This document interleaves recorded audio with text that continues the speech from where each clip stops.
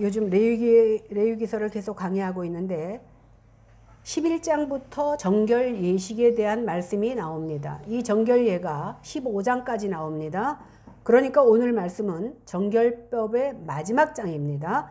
마지막으로 하나님께서 주시는 말씀이 뭐냐 하면 유출병에 관한 정결 규례입니다.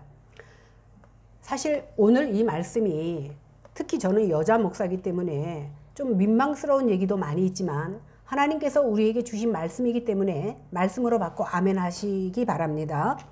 오늘 15장의 말씀은 남자와 관련된 성적 규례가 1절부터 18절까지 나옵니다. 이것을 다시 분석을 해보면 1절에서 12절까지는 유출병으로 부정한 남자와 그와 연관된 부정에 대한 규례가 나오고 13절에서 15절까지는 유출병으로 부정한 남자의 정결 예식에 대한 규례가 나옵니다. 16절에서 17절은 설정으로 인한 부정에 관한 규례가 나오고 18절은 남녀의 정상적인 성생활에 대한 규례가 나옵니다.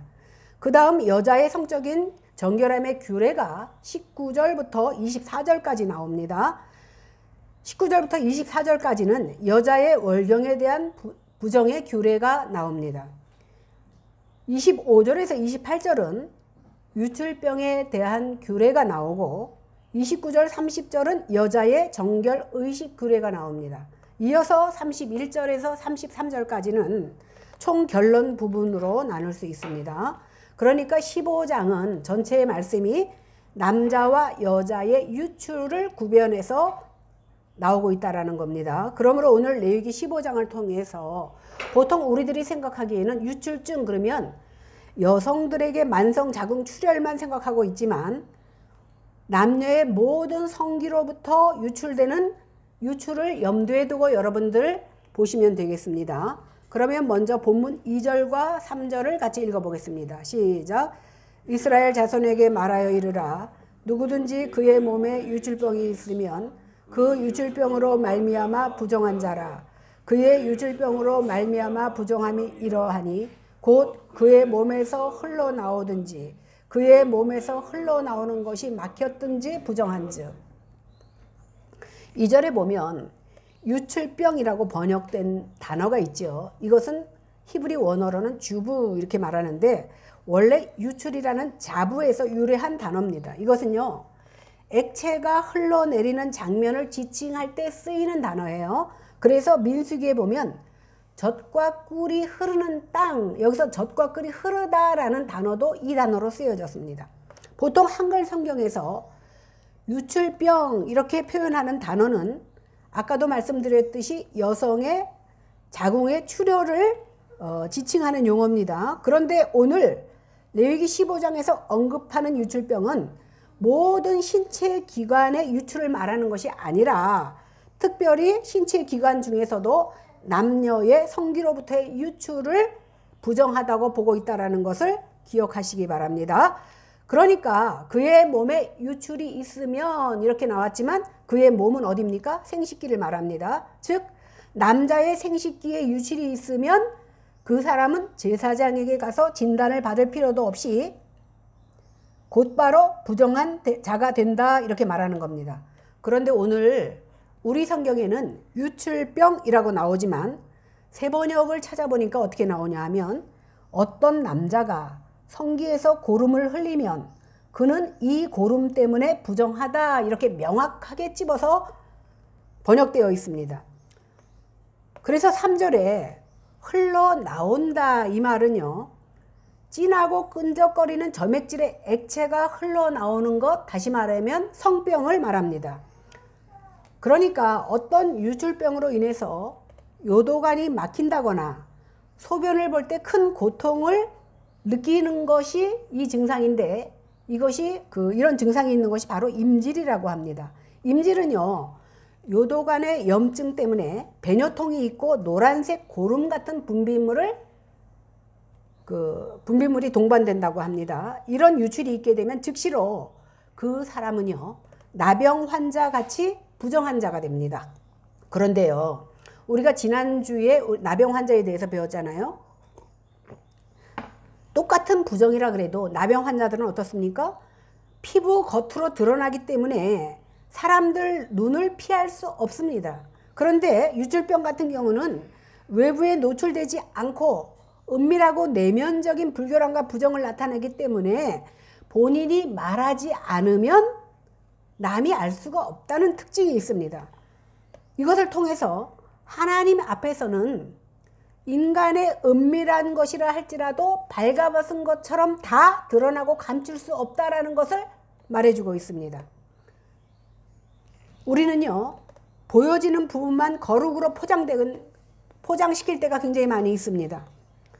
그러나 이렇게 거룩을 포장한 교회나 성도는요, 결국 몰락하게 되고 영적인 침체에 빠질 수밖에 없습니다. 무엇보다도 은밀하게 저지르는 죄로 인해서 나뿐만이 아니라 결국에는 교회 공동체 전체를 파괴시킬 수 있다는 것입니다. 이것을 통해서 하나님께서는요, 아무도 알 수 없는 불이나 부정함에 대해서도, 특히 성생활 같은 지극히 내밀한 사생활에 대해서도 언약 백성들은 정결함과 거룩함을 지켜나갈 것을 오늘 본문은 교훈하고 있다는 사실입니다. 좀 길지만 4절부터 12절 한번 읽어보겠습니다. 시작. 유출병 있는 자가 눕는 침상은 다 부정하고 그가 앉았던 자리도 부정하니 그의 침상에 접촉하는 자는 그의 옷을 빨고 물로 몸을 씻을 것이며 저녁까지 부정하리라. 유출병이 있는 자가 앉았던 자리에 앉는 자는 그의 옷을 빨고 물로 씻을 것이요 저녁까지 부정하리라. 유출병이 있는 자의 몸에 접촉하는 자는 그의 몸을 빨고 저녁까지 부정하리라.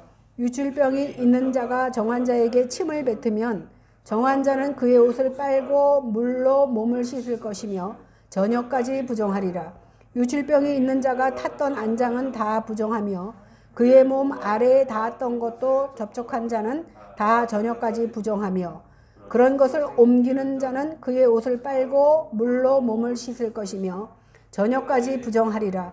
유출병이 있는 자가 물로 그의 손을 씻지 아니하고 아무든지 만지면 그 자는 그의 옷을 빨고 물로 몸을 씻을 것이며 저녁까지 부정하리라. 유출병이 있는 자가 만진 질그릇은 깨뜨리고 나무 그릇은 다 물로 씻을지니라. 이렇게 우리와 아무 상관이 없는 이 말씀을 제가 굳이 읽으라고 한 이유는 여러분 이렇게 읽지 않고서는 레위기서 일부러 찾아서 읽지 못합니다.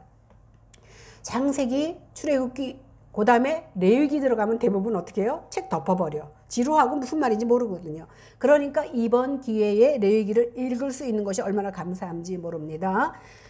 유출병으로 인해서 다른 사람을 부정케 하는 경로는 굉장히 많습니다.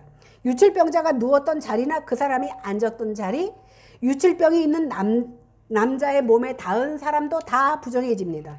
그것뿐만이 아니라 유출병자가 말할 때 침을 튀기면 그 침을 받은 사람도 부정하게 되고 그 사람이 타고 다니는 자전거라든지 무엇이든지 그 안장도 부정해지고 그 사람이 닿는 모든 물건, 그 물건을 옮기면 그 물건까지도 부정해지는 것이 바로 유출병자의 부정입니다. 그래서 이 부정한 모든 것이 유출병자와 접촉한 모든 것이 부정해지기 때문에 이 사람은요, 상대편까지도 부정하게 만드는 원인이 되는 겁니다. 그런데요, 유출병자가 손을 씻고 만지면 괜찮아요. 그런데 손을 씻지 않고 만지면 그 모든 사람도 부정해진다는 사실입니다. 그래서 손을 씻지 않고 그릇을 만지면 그릇도 부정해지고 그 물건도 부정해지는데 오늘 우리가 속죄 제사를 통해서도 배웠고 지난주 나병 환자를 통해서도 배웠듯이 부정한 자가 만진 질그릇은 어떻게 한다고요? 깨버립니다. 나무 그릇은 씻으면 됩니다. 이렇게 부정한 남자와 접촉한 물건들은 물로 씻거나 빨아야 되는데 언제까지? 접촉한 사람이 저녁까지 부정해진다는 사실입니다. 이렇게 저녁까지 부정해진 사람은 어떡합니까? 목욕을 하고 옷을 갈아입으면 그 부정에서 벗어날 수가 있습니다. 그런데요, 간혹 나병 같은 경우는 그 사람이 부정한 사람인지 누구나 알 수 있는데 이런 유출병자는 상대가 말하지 않는 이상 상대가 성병이 있는지 없는지 모르잖아요. 그 사람과 접촉했을 경우에 내가 접촉했지만 상대가 유출병자라는 것을 알리지 않아서 부정한지 모르기 때문에 정결례를 행치 않는 경우도 있습니다. 우리가 다음 주에는 16장 속죄일에 대한 것을 배울 텐데, 그래서 속죄 제사가 필요한 겁니다. 알고 지은 죄, 모르고 지은 죄까지도 다 토설할 수 있는 기회까지도 하나님께서는 허락한 것입니다. 그런데 여기 보면 저녁까지 부정하리라고 했는데 거기에는 이유가 있습니다. 왜 그러냐면 유대인들은요, 저녁 6시 해질 무렵에 하루가 끝나고, 하루가 끝남과 동시에 그 다음 날이 그때부터 시작되는 겁니다. 그렇기 때문에 부정하다고 판정을 받은 유출병자가 정결함을 받기 위해서는 저녁까지 부정하고 그때 씻으면 되는 겁니다. 그러면 이렇게 부정하다고 판정을 받은 유출병자가 정결함을 받기 위해서는 어떻게 해야 되는지 13절에서 15절까지 한번 읽어보겠습니다. 시작. 유출병이 있는 자는 그의 유출이 깨끗해지거든 그가 정결하게 되기 위해서 이레를 센 후에 옷을 빨고 흐르는 물에 그의 몸을 씻을 것이라. 그러면 그가 정하리니 8째 날에 산비둘기 2마리나 집비둘기 새끼 2마리를 자기를 위하여 가져다가 회막문 여호와 앞으로 가서 제사장에게 줄 것이요, 제사장은 그 1마리는 속죄제로 다른 1마리는 번제로 드려 그의 유출병으로 말미암아 여호와 앞에 속죄할지. 13절부터는 유출병이 나았을 때 행하는 정결 규례가 나옵니다. 13절에 보면 병이 나았다 이렇게 말하지 않고 깨끗해졌다 이렇게 말합니다. 오늘 우리가 14장에서도 나병 환자가 깨끗해졌을 때 그가 깨끗해졌다 이렇게 말했던 것을 기억합니다. 이것은 뭐냐 하면 유출병이 나병 환자와 마찬가지로 하나의 질병이기에 앞서서 하나님 앞에서 거룩을 훼손하는 것이기 때문에 더러움이 깨끗함으로 변해야 되는 겁니다. 그 환자는요, 나병 규례와 마찬가지로 7일을 지켜봐야 됩니다. 그 후에 옷을 빨고 고인물에다 씻으면 안 돼요. 여기 특별히 흐르는 물에 몸을 씻으라 이렇게 말하고 있습니다. 여러분, 그 유출병자와 접촉한 사람은 하루 부정해요. 하루 부정한 사람은 그냥 씻으면 돼요. 성경에 보면 씻으라 이렇게 나옵니다. 근데 오늘 성경에 뭐라고 나옵니까? 유출병자가 정결해지기 위해서는 반드시 흐르는 물에 씻어야 됩니다. 꼭 흐르는 물에 씻어서 모든 부정을 다 흘려보내야 되는 겁니다. 이것은 뭐냐면 고인물에 씻으면 여전히 내가 죄 안에 머물러 있고 고인물 속에는 유출병균이 남아있을 수 있기 때문입니다. 그래서 내 속에 잔존하는 모든 죄악을 온전히 씻어버려야 되는 거예요. 다시 말하면 하나님께서는 지난 시간에도 말했지만 이스라엘이 모든 민족과 싸울 때에 남녀노소를 불문하고 다 죽이라고 했어요. 이것이 무슨 뜻이라 그랬죠? 죄는 지극히 적은 것이라 할지라도 다 쓸어버리라는 말씀과 동일한 말씀입니다. 그래서 우리는 내 잔존하는 죄를 보면서 늘 회개하고 죄와 무관한 모습으로 삶을 드려라 라는 것을 오늘 성경을 통해서 말씀해 주고 있는 겁니다. 그 다음에 해야 할 일이 뭐냐면 7일을 지나고 나면 제8일째 되는 날 비둘기 2마리로 속죄제와 번제를 드려야 됩니다. 1마리는 유출병의 부정함에서 그 부정함을 제하기 위한 모습으로 속죄제를 드리는 것이고, 또 1마리는요 다시 언약의 백성으로 회복됐다라는 의미에서 번제로 드리는 겁니다. 이것으로 남자의 은밀한 성적인 불결함의 죄는 용서받게 됩니다. 오늘 근데 우리가 보니까 지난주에 나병은 양을 드렸잖아요. 그런데 오늘은 비둘기 2마리 가지고 해결되는 것으로 보아서 역시 나병보다는 유출병이 가벼운 그 병이다라는 것을 알 수 있습니다. 그런데 여기서 중요한 것이 뭐냐 하면요, 나병이 됐든 유출병이 됐든요 항상 물로 씻고 피의 속죄를 통해서만 깨끗해진다라는 사실입니다. 이것은 무엇을 의미합니까? 흐르는 피와 물은 우리를 위해서 물과 피를 쏟아주신 그리스도의 죽음을 예표하는 말씀입니다. 그래서 요한일서 7장은 뭐라고 합니까? 그 아들 예수의 피가 우리를 모든 죄에서 깨끗하게 하실 것이요 라고 말씀하고 있습니다. 그러므로 우리의 마음의 죄로 더러워져 있을 때 거기서 깨끗해질 수 있는 유일한 길이 무엇입니까? 오직 예수 그리스도의 복음과 은혜뿐이 없다라는 사실입니다. 우리는요, 그 누구도 죄를 이길 힘이 없습니다. 죄를 이길 힘이 우리 안에서 나오는 것이 아니라 오직 하나님의 능력의 말씀과 권세 안에 있다라는 사실입니다.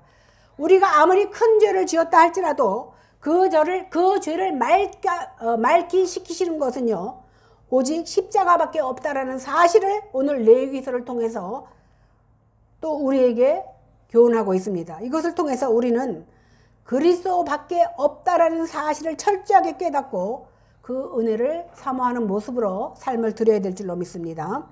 이렇게 하나님께서 우리에게 구원의 길을 예배해 놓으시 않으셨다면 우리는 영원히 부정한 상태로 남아있을 수밖에 없지만 하나님께서는 은혜로 우리를 부정해서 구원해 주신 겁니다. 그래서 우리는요, 이 은혜를 믿는 마음으로 받아들이고 늘 말씀 안에서 십자가만 붙들고 죄와 싸우며 살아가야 하는 성도들인 겁니다.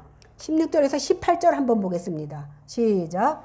설정한 자는 전신을 물로 씻을 것이며 저녁까지 부정하리라.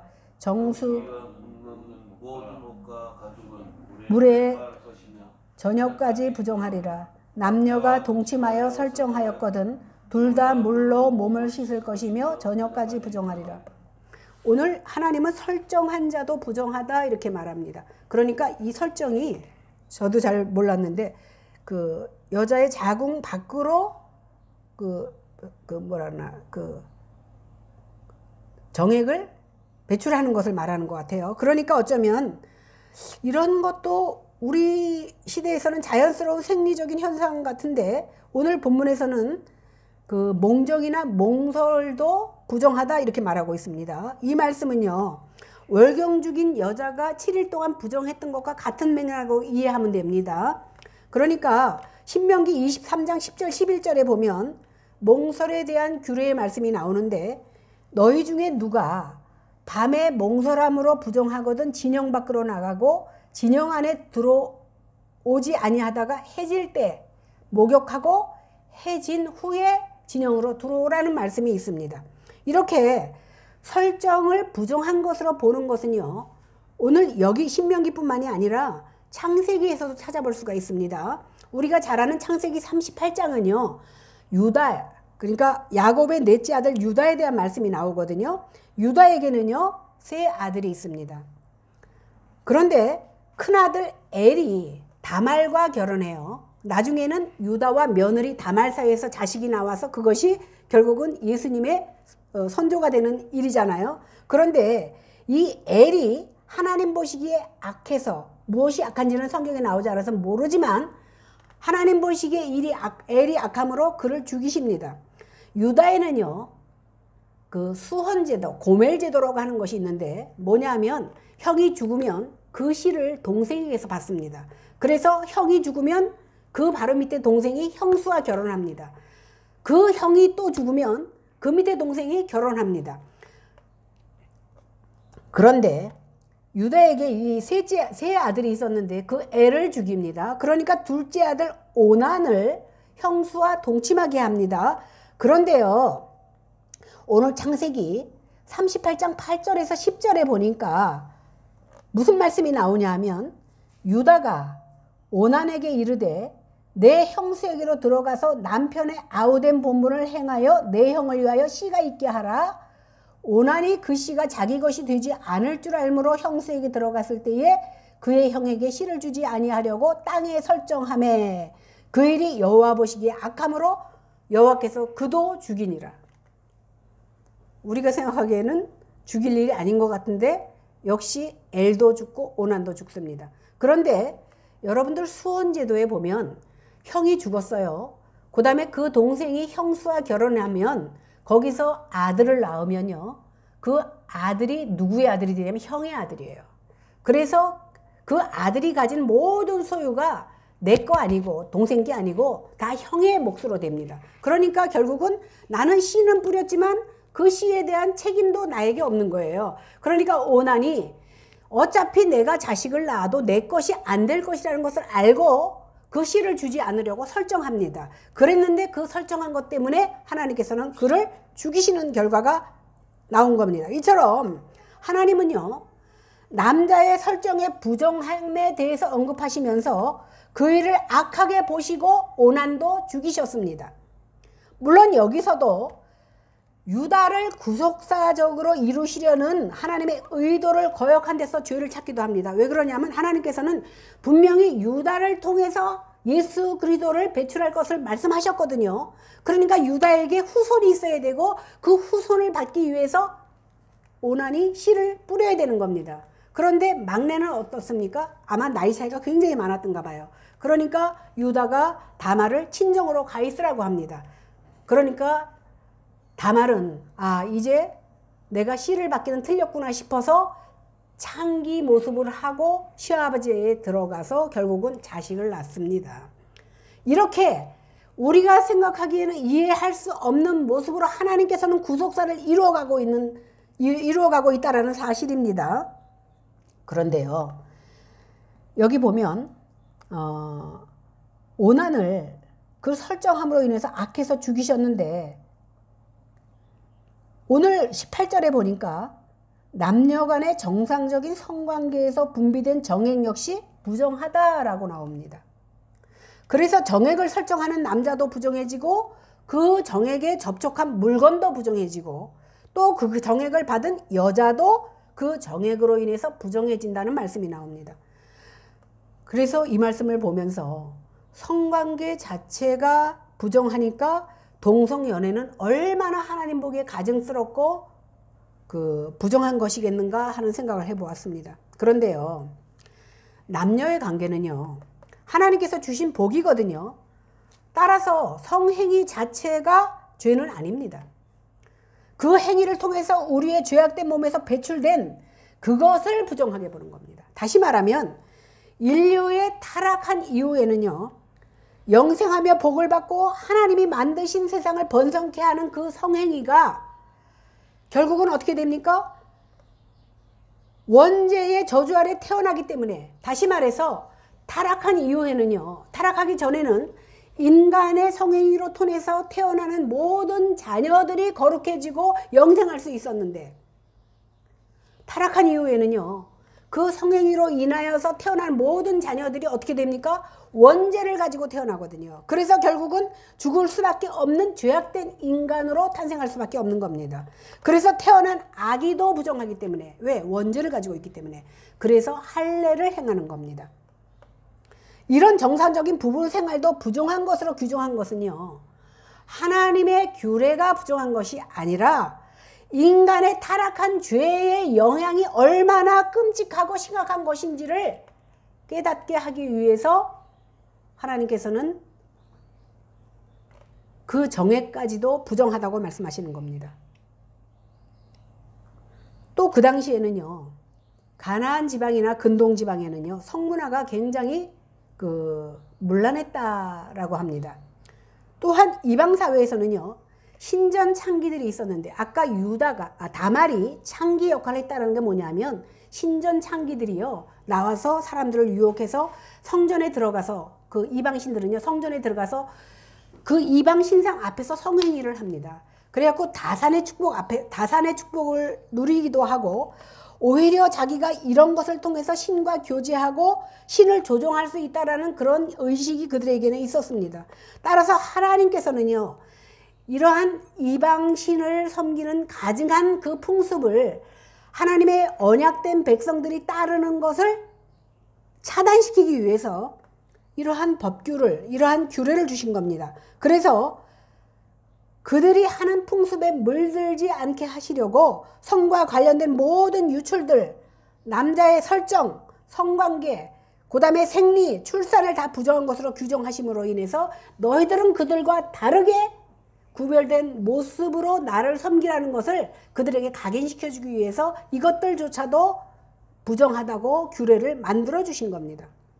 이러한 규례를 통해서 우리가 중심적으로 생각해야 되는 것이 뭐냐면, 레위기에서 말하는 모든 의식적인 성결 규례가요, 성막에 나가기 위해서 거리끼는 자가 되지 않게 하기 위해서 이러한 규례를 주신 겁니다. 그래서 제사장들은요, 또 레위인들은요, 속죄 제사를 드리러 나가기 전날은 잠을 안 자고 꼬박 세운다고 합니다. 왜냐하면 잠결에 자기도 모르게 몽정을 하면 성전에 들어갈 수 없기 때문에 잠을 자지 못했다라는 그런 일화도 있습니다. 이런 면에서 보면 모든 정결 예식이 지금 우리에게는 너무나 거리감이 멀고 도무지 이해가 어려운 것들입니다. 그래서 성관계는 세속적인 것이고 하나님의 말씀은 거룩한 것이다 라는 이분법적으로 생각할 수가 있습니다. 그래서 오늘 레위기의 말씀이 문자적으로는 우리들에게는 아무런 상관이 없는 말씀이 되어버린 겁니다. 성경은 오히려 우리에게 뭐라고 말하고 있습니까? 혼인과 성관계를 귀하고 거룩한 것이라고 가르쳐주고 있습니다. 그래서 레위기의 모든 정결 규례들은 이제 우리가 상징적으로나 아니면 영적으로 적용해야 되는 겁니다. 첫째로 우리 마음이 성전이고 우리의 삶이 곧 예배이기 때문에 우리는 모든 순간마다 마음의 죄로 더럽히지 않도록 정결을 지키는 모습으로 삶을 드려야 되는 겁니다. 사실 신자라고 해서 죄를 안 짓고 삽니까? 안 짓고 살 수는 없지만 지을 때마다 말씀으로 씻음을 받고 그리스도의 보혈로 깨끗함을 입어야 되는, 그래서 받은 은혜를 힘입어서 믿음으로 모든 더러운 죄와 싸우는 삶을 살아야 되는 겁니다. 예수님께서도 뭐라고 말씀하셨습니까? 밖에서 들어가는 것이 너희를 더럽게 하는 것이 아니라 우리의 마음에서 나오는 것들이 우리를 더럽게 한다고 말씀하셨습니다. 모든 음란한 마음, 세상 욕심, 돈 사랑하는 마음, 다른 사람을 향해서 미워하는 그 마음, 그런 쓴뿌리들이 이 모든 죄악이 가증하고 더러운 것이지 밖에 있던 어떤 환경이 너희를 더럽게 하는 것이 아니라는 겁니다. 그래서 우리는 우리의 모든 죄악들을 하나님 앞에 가증히 여기며 더럽다는 것을 깨달아야 됩니다. 그래서 우리의 영안이 열려서 하나님 앞에 무엇이 가증하고 무엇이 더러운지를 분별할 수 있는 성도들이 되어야 되는 겁니다. 그러기 위해서는 늘 말씀과 기도 가운데서 예수님의 마음을 품고 예수님이 어떻게 생각하시는지를 먼저 생각할 수 있는 저희들이 되어야 될 줄로 믿습니다. 그래야만 우리가 영적인 사람들이 되고 모든 죄를, 하나님이 싫어하시는 것을 나도 싫어하게 되고 하나님이 싫어하시고 혐오하시는 것을 나도 혐오할 수 있는, 그래서 세상의 것들을 오히려 배설물처럼 여길 수 있는 하나님을 진정 사랑하는 사람들이 되어지는 줄로 믿습니다. 이렇게 18절까지는 남자의 부정에 대한 것이 나오고 19절부터는요 여자의 생리의 부정함에 대해서 나옵니다. 19절부터 23절까지 한번 읽어보겠습니다. 시작. 어떤 여인이 유출을 하되 그의 몸에 그의 유출이 피이면 이래 동안 불결하니 그를 만지는 자마다 저녁까지 부정할 것이요 그가 불결할 동안에는 그가 누웠던 자리도 부정하며 그가 앉았던 자리도 다 부정한즉 그의 침상을 만지는 자는 다 그의 옷을 빨고 물로 몸을 씻을 것이요 저녁까지 부정할 것이며 그가 앉은 자리를 만지는 자도 다 그들의 옷을 빨고 물로 몸을 씻을 것이요 저녁까지 부정할 것이며 그의 침상 위에나 그가 앉은 자리 위에 있는 것을 만지는 모든 자도 저녁까지 부정할 것이며. 아니 여자가 생리를 하는 게 무슨 죄입니까? 아주 자연스러운 현상임에도 불구하고 레위기는 이것이 부정하다고 말합니다. 이것은요 피 흘림 때문이고 특별히 그 피가 성적인 것과 관계가 있기 때문에 부정하다고 말하는 겁니다. 아까도 말씀드렸듯이 타락한 인생들은요 타락함 속에서 나오는 그 정액조차도 부정하다라고 말하고 있는 거거든요. 더욱이 남자의 정액보다 여자의 월경이 더 큰 부정으로 여겨졌는데 그 사람과 월경의 경우는요 남자의 정액과 다면 그 사람은 하루 부정해요. 그런데 여자의 월경은 며칠? 7일 동안 부정합니다. 그러니까 여자의 월경의 경우는요 그 사람과 접촉한 모든 것을 부정하게 만들 뿐만 아니라 7일 동안 부정합니다. 레위기에서 7일 동안 부정한 경우는요, 대부분 굉장히 중대한 경우에 7일을 부정하다고 말하거든요. 그런데 왜 월경은 7일 동안 부정하냐 하면 생리 기간을 길게 7일로 잡은 겁니다. 그래서 생리혈이 멈추게 되고 정결하게 될 때까지의 기간을 말하는 겁니다. 그래서 남자의 설정과 마찬가지로 정결하게 되기 위해서는 목욕을 하고 빨래를 합니다. 그러나 남자의 유출과 다른 부분은 뭐냐면 속죄제는 드리지 않습니다. 24절 한번 보겠습니다. 시작. 누구든지 이 여인과 동침하여 그의 불결함에 전염되면 이래 동안 부정할 것이라. 그가 눕는 침상은 다 부정하니라. 월경 중인 여성과 접촉한 남자들은요, 다 부정해집니다. 그날 당일에만 보통 이렇게 월경한 여인과 접촉한 사람은 그날 당일만 부정해요.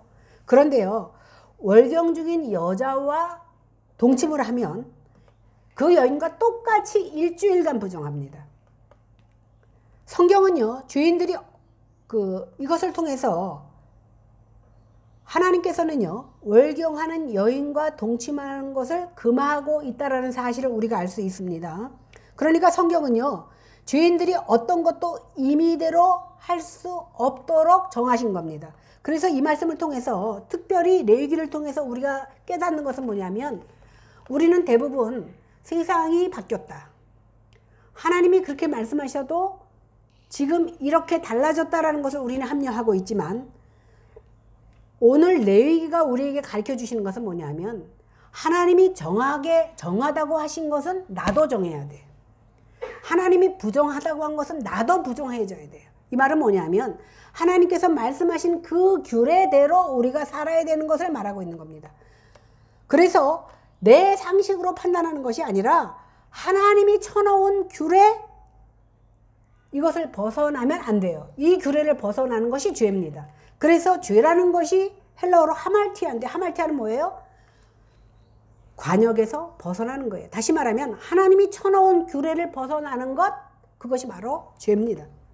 25절로 28절 한번 읽어보겠습니다. 시작. 만일 여인의 풀이의 유출이 그의 불결기가 아닌데도 여러 날이 간다든지 그 유출이 그의 불결기를 지나도 계속되면 그 부정을 유출하는 모든 날 동안은 그 불결한 때와 같이 부정한즉 그의 유출이 있는 모든 날 동안에 그가 눕는 침상은 그에게 불결한 때의 침상과 같고 그가 앉는 모든 자리도 부정함이 불결한 때의 부정함과 같으니 그것들을 만지는 자는 다 부정한즉 그의 옷을 빨고 물로 몸을 씻을 것이며 저녁까지 부정할 것이요 그의 유출이 그치면 이래를 센 후에야 정하리라. 이거는 뭐냐면 아까는 정상적인 월경은 7일간 얘기했잖아요. 이거는요 병적으로 출혈이 있을 경우, 하혈하는 경우를 말하는 겁니다. 그러니까 남자가 유출병으로 말미암아 부정해진 것과 같은 맥락의 부정이에요. 이거는 이 경우는요 나병 환자와 같이 그 질병이 있는 날 동안에는 항상 부정한 상태로 있게 되며 접촉한 모든 물건이 부정하게 됩니다. 그것뿐만이 아니라 민수기 5장 2절에 보니까 나병과 마찬가지로 진 밖으로 쫓겨나가게 됩니다. 그리고 그 피가 멈추면 7일 정결기간을 거쳐서 정결해지는 겁니다. 그런데 사실 따지고 보면요 유출병은요 나병처럼 전염되는 병이 아닙니다. 그리고 치료하기도 그렇게 힘든 질병도 아닙니다. 어떻게 보면 생리적인 현상으로부터 비롯된 병이기도 합니다. 그럼에도 불구하고 유출병을 부정한 것으로 다루고 있는 것은요 하나님 앞에서 언약 백성이 지녀야 될 순결을 가르쳐주기 위함으로 오늘 이 말씀을 주신 줄로 믿습니다. 남자의 설정이나 여자의 월경이 비록 생리적인 현상이라고 할지라도 그것은 죄 속에서 출생한 인간의 몸에서 나온 것이기 때문에 근본적으로 부정하다라는 거예요. 성행위 자체가 부정한 것이 아니라 성행위를 통해서 인간의 죄악된 몸에서 나오는 그것이 부정하다라는 것을 오늘 말씀하시는 겁니다. 이것을 통해서 우리가 깨달아야 되는 것은 뭐냐면 하나님 앞에서 나는 결코 스스로 정결하게 되지 못하고 항상 죄인됨을 깨닫고 겸손한 모습으로 주님 앞에 엎드려야 된다는 것을 가르쳐주고 있는 겁니다. 오늘 유출병은요, 어쩌면 비정상적인 그 성관계를 통해서 발생할 수 있는 질병이기 때문에 유출병에 관한 규례는요, 성적인 타락을 방지하는 역할도 하고 있는 겁니다. 이처럼 유출병에 관한 규례는 질병 자체에 관한 규례라기보다는 하나님의 백성들이 하나님 앞에 지켜야 될 그 순결에 대한 강조의 의미로 주신 규례다, 이렇게 생각하면 되겠습니다. 29절 30절 한번 읽어보겠습니다. 시작. 그는 8째 날에 산비둘기 2마리나 집비둘기 새끼 2마리를 자기를 위하여 가져다가 회막문 앞에 제사장으로 가져갈 것이요, 제사장은 그 1마리는 속죄제로 다른 1마리는 번제로 드려 유출로 부정한 여인을 위하여 여호와 앞에 속죄할지니라. 이거는 이제 유출병에서 난 여자가 정결 의식을 하는 규례입니다. 7일이 되고 똑같이 8일째 되는 날 비둘기 2마리를 가지고 속죄제와 번제를 드리는 것, 남자의 정결 규례와 똑같습니다. 그런데 신약 성경에 보면요, 12년 동안 그 혈루증을 앓은 여인, 유출증이죠, 나온 여자가 나옵니다. 이 여인은요, 병을 고치기 위해서 굉장히 많은 돈도 쓰고 많은 일을 해왔지만 헛수고였습니다. 그런데 어느 날 예수님에 대한 소문을 듣습니다. 그래서 예수님의 옷자락을 잡기만 해도 나을 거라는 그런 어떤 확신이 들어서 예수님의 군중 가운데서 예수님의 옷자락을 잡자 어떻게 됩니까? 그가 나음을 받습니다. 오늘 레위기서의 말씀을 근거하면 그 부정한 여자가 거룩하신 예수님의 옷자락을 받는 것 자체가 율법적으로 잘못된 겁니다. 그럼에도 불구하고 그녀는요, 율법을 초월해서 간절함을 가지고 예수님의 옷자락을 붙잡았을 때 그녀의 믿음이 그녀의 병을 고친 사건이 나옵니다. 이것을 통해서 우리는 어떤 규칙, 예수님께서 주신 어떤 규례 굉장히 중요합니다. 그러나 이 규례를 주신 근본 목적, 원인이 무엇인가에 대해서 우리는 믿음으로 바라볼 수 있는 눈이 있어야 되는 겁니다. 31절로 33절 보겠습니다. 시작. 너희는 이와 같이 이스라엘 자손이 그들의 부정에서 떠나기 없어요? 제가 읽을게요. 그들 가운데에 있는 내 성막을 그들이 더럽히고 그들이 부정한 중에서 죽지 않도록 할지니라. 이 규례는 유출병이 있는 자와 설정함으로 부정하게 된 자와 불결기에 앉는 여인과 유출병이 있는 남녀와 그리고 불결한 여인과 동침한 자에 대한 것이니라. 오늘 이 사실을 통해서 사실 11장부터 계속된 이 정결 규례가, 이 유출에 대한 규례를 마지막으로 주신 것은 하나님께서 너희들로 하여금 성생활도 자유롭게 하지 못하게 하려고 우리를 옥죄해서 힘들게 하려고 주신 것이 아닙니다. 영적으로 더러운 사람을 깨끗게 해서 복받게 하시기 위해서 주신 거예요. 그러니까 성경의 모든 말씀은요, 어쩌면 그 신호등으로 미리 주셔서 우리로 사고 당하지 않고 안전하게 하나님 나라에 들어갈 수 있도록 주신 거거든요. 그러니까 오늘 규례를 주신 것은요, 우리를 때리고 채찍질하기 위해서 주신 것이 아니라 너희가 정결 규례를 바로 지켜서 성소에 나와 예배함으로 하나님의 거룩한 복을 받게 하기 위해서 이 규례를 주셨다라는 겁니다. 이렇게 규례를 지킴으로 영적으로 정결한 상태가 되어야만 하나님의 복을 받게 되는데, 더러움 때문에 가로막혀서 하나님이 허락하신 복을 받지 못할까 봐 이 규례들을 허락하신 겁니다. 우리가 더러워지면요, 나 하나뿐만이 아니라 결국은 이 더러움이 전염되어서 모든 공동체가 하나님 앞에 나아가는 것이 막아서는 그러한 일이 있게 됩니다. 이것으로 인해서 성소가 더럽혀지지 않게 하기 위해서, 또한 너희들이 부정한 중에서 죽지 않게 하기 위해서 이 규례를 주신 겁니다. 그래서 오늘 본문에서 구체적으로 언급되어 있는 모든 정결 규례의 목적이 뭡니까? 너희가 정결한 모습으로 성소에 나와서 복을 받고 더러움 때문에 죽지 않게 하기 위해서 이 규례를 주셨다라는 것이 오늘 정결 규례의 목적입니다. 31절에 보니까 31절에 떠나게 하여 이 말이 있는데 결국은 이 떠나게 한다는 원어의 뜻은 뭐냐면 분리하다, 구별하다라는 뜻이에요. 결국은 뭐예요? 아까도 말씀드렸듯이 이러한 규례를 주심으로 인해서 이방인들과 너희가 분리되고 구별된 모습으로 순결하게 살 것을 요구하신 것처럼 모든 부정한 것과 완전히 분리되어서 성결한 삶을 살기를